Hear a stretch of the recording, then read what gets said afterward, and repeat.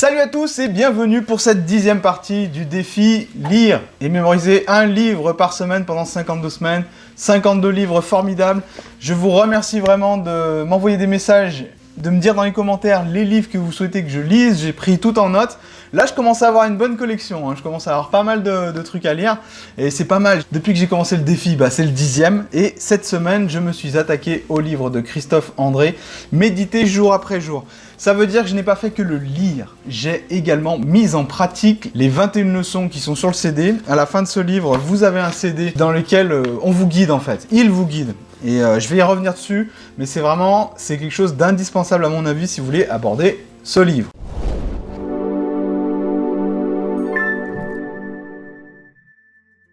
Alors, un petit peu de technique, un petit peu de chiffres clés concernant Méditer jour après jour de Christophe André. Il possède, d'après mes calculs, 47 100 mots. Et 47 100 mots, ça veut dire quoi? Pour vous donner une idée, ça veut dire qu'il n'a que légèrement plus de mots que celui que j'ai fait précédemment et qui est tout petit.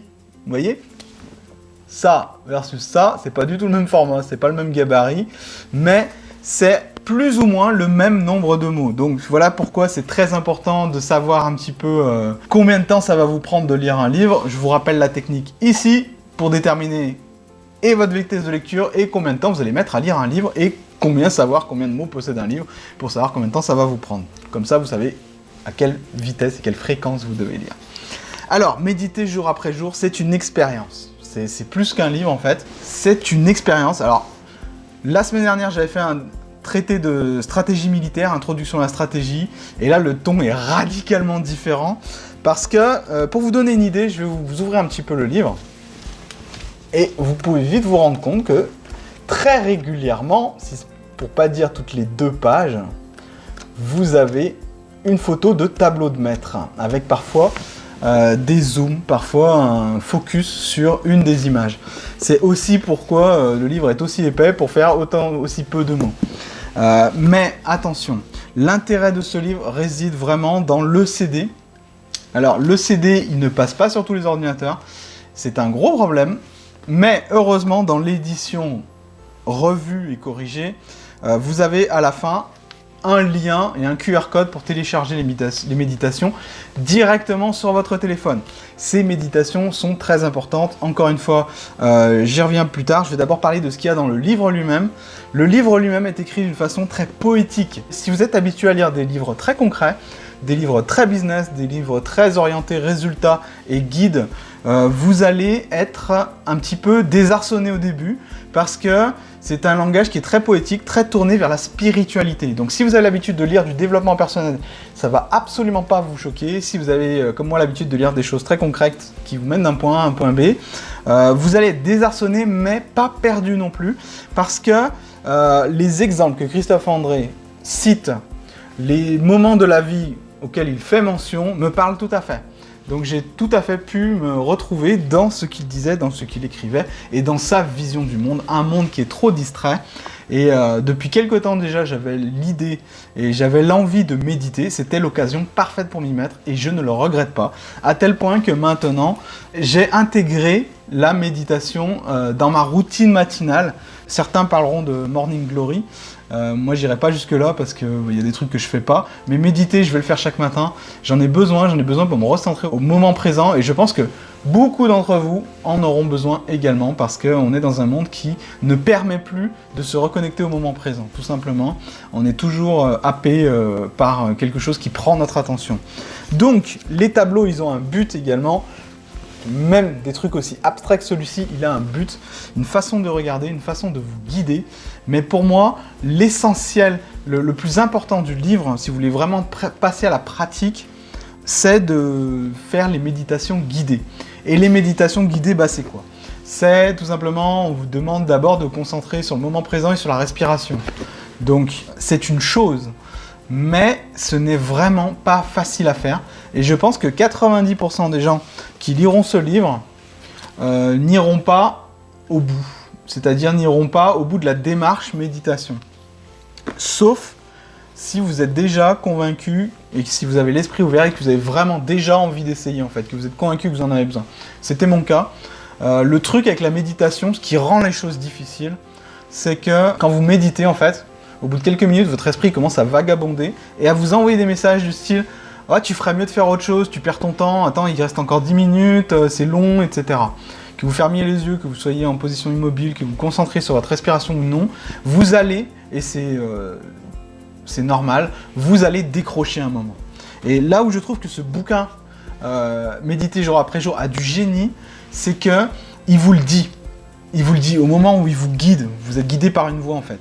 Vous êtes guidé par la voix de Christophe André qui vous dit « Si vous êtes en train de penser à autre chose en ce moment, ne vous en faites pas, c'est tout à fait normal, ne culpabilisez pas, recentrez-vous sur l'instant présent, souriez, recentrez-vous sur l'instant présent. » Et à plusieurs fois, dans plusieurs leçons au cours des... Il n'y en a que 21 sur CD.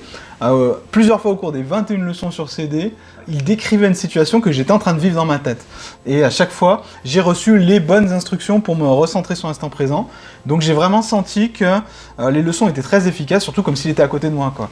C'est quelque chose qui va être difficile. Apprendre la méditation seul chez soi, c'est un exercice qui va être difficile, qui va vous demander de la patience, mais il est ultra bénéfique. Moi j'en suis convaincu, et je pense que si vous avez l'esprit ouvert et si vous avez vraiment envie d'essayer, je pense que c'est le guide parfait. Alors il existe d'autres bouquins sur la méditation, certainement. J'ai voulu commencer par celui-ci parce que c'est, enfin voilà quoi, 500 000 exemplaires vendus, c'est pas rien. Donc on peut en parler d'un certain type de référence à ce niveau-là. J'ai vraiment pas été déçu de ma lecture, c'est une expérience. C'est plus qu'une lecture, c'est une invitation à réfléchir sur soi-même, à se reconnecter avec le monde, à gérer ses émotions, voilà, c'est ça. Pour moi, le plus gros bénéfice de la méditation, comme il est enseigné dans ce livre, c'est pouvoir mieux gérer ses émotions, en fait. Pas chercher à les contrôler, mais faire en sorte qu'ils ne prennent pas toute la place. Et ça, pour moi, c'est quelque chose qui est fondamental, et que c'est plein de bon sens, mais pour moi, j'avais tendance à trop me laisser submerger par mes émotions. Donc ça, c'est un problème que j'ai, hein, et... Le truc, c'est que là, on ne nie pas les émotions, on ne cherche pas à les changer, on fait en sorte qu'ils ne prennent pas toute la place dans l'instant présent. Et ça, c'est un petit changement de vue, il y a une petite technique pour y arriver, mais c'est quelque chose qui m'a vraiment beaucoup aidé, et c'est quelque chose qui continuera à m'aider beaucoup. Donc, voilà, c'était le livre de Christophe André, vraiment, encore une fois, tout au long de ce défi, j'apprends énormément de choses. D'ailleurs, quand je parle du défi, quand je parle de cette chaîne YouTube, quand je parle du défi d'un livre par semaine, je commence à rencontrer pas mal de gens qui me disent, à la 10e vidéo, « Waouh, mais je sais pas comment tu fais, moi je ne pourrais pas. » En fait, c'est pas aussi difficile que vous pouvez le penser de lire un livre par semaine. Vraiment. Même si vous n'êtes pas un adepte de la lecture rapide, même si vous pensez ne pas avoir le temps, quand vous découpez, comme je vous l'enseigne dans la vidéo que vous trouverez dans la fiche, comment découper cette tâche monstrueuse qui est un livre comme ça peut être assez effrayant, mais quand vous savez combien de mots il possède et combien de temps ça vous prend de lire tel nombre de mots, c'est tout de suite beaucoup plus facile, et c'est tout de suite vous vous rendez compte que certains livres, en 15 minutes par jour, vous pouvez les lire. Alors même s'ils ont l'air super gros. Et 15 minutes par jour, techniquement, c'est 10 minutes le matin, 5 minutes le soir. Ou 5 minutes le matin, 5 minutes à midi, 5 minutes le soir. Si vous n'arrivez pas à trouver ce temps-là, c'est que quelque part, vous n'avez pas envie de lire. Donc voilà, c'est comme toute chose, ramener en termes de minutes, en termes de pages, en termes de progression comme ça, quelque chose de digeste, tout de suite ça vous donne envie de lire. C'est tout de suite plus abordable et ça vous donne envie de lire.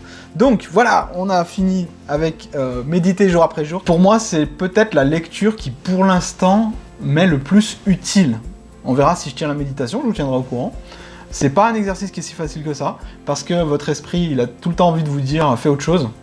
Donc se recentrer, ça prend de l'énergie, mais une fois que vous avez terminé, vous avez vraiment des vrais bénéfices. Moi ça fait maintenant, ça fait un peu plus d'une semaine que je le teste, et j'aime vraiment. Donc voilà, je vais en faire une habitude, et ça va marcher. Voilà, je suis assez optimiste, hein, comme vous aurez remarqué. Le prochain livre, j'ai décidé de m'attaquer au charme discret de l'intestin. Encore un livre qui a fait pas mal de buzz et qui se prête énormément dans les bibliothèques. Voilà, je vais décider d'attaquer un autre domaine que je ne connais pas forcément. Et voilà, j'ai toujours hâte d'apprendre plein de choses et les partager avec vous. J'espère que ça vous plaît également. N'hésitez pas à me dire, hein, je sais qu'il y a pas mal de majorités silencieuses, des gens qui ne s'expriment pas forcément. Laissez-moi un petit message, ça serait toujours sympa. Laissez-moi un pouce bleu, n'oubliez pas de vous abonner si ce n'est pas encore fait. C'est ce qui m'aide le plus. Je vous dis à bientôt pour la prochaine vidéo. Salut!